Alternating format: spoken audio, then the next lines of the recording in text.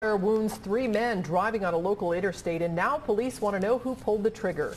Good evening, everyone. It's a shooting that investigators are calling alarming, and not just because it happened on an interstate, but because of the weapon used. Gunfire erupts just before midnight on southbound 75 at Ezard Charles. At least 8 shots from an assault rifle hitting a car in a violent attack. Local 12's Larry Davis is live near the site of the shooting with new information for us. Larry.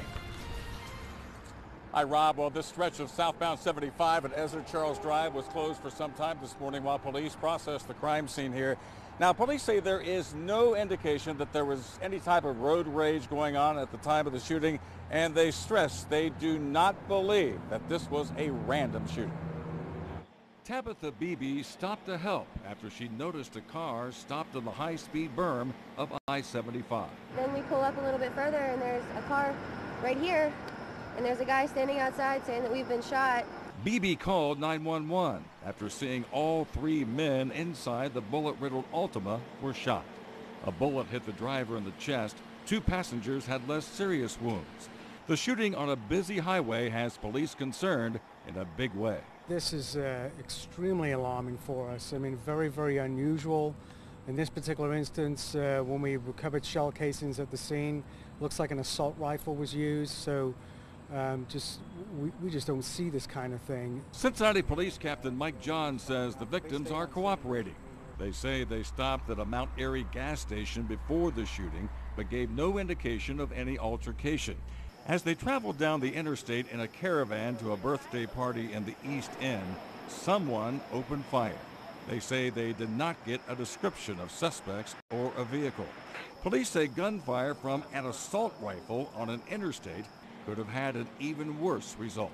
Multiple shots fired, at least 8 rounds, striking the victim's vehicle.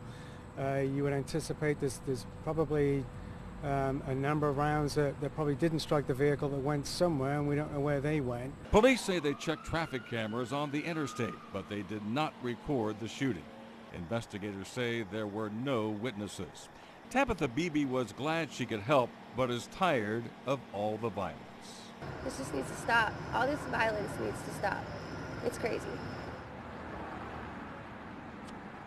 And Rob, police say a search of the victim's vehicle turned up no weapons whatsoever. And I asked Captain John today, just what should somebody do if they're driving down the interstate like last night and they witness a shooting on the interstate, or whether it be just a street like Ezard Charles here. He says avoid it, of course, go around and then try to pull off at a safe place and then call 911 so you can help police track down the person responsible. And right now, police need all the help they can get in finding the shooter in this case. Live in the West End, Larry Davis, Local 12 News. Rob, back to you. It does feel like the violence is escalating, doesn't it, Larry? I know these are independent events that we're reporting, but man, this is just a little over the top here. It most certainly does. And you know what, Rob?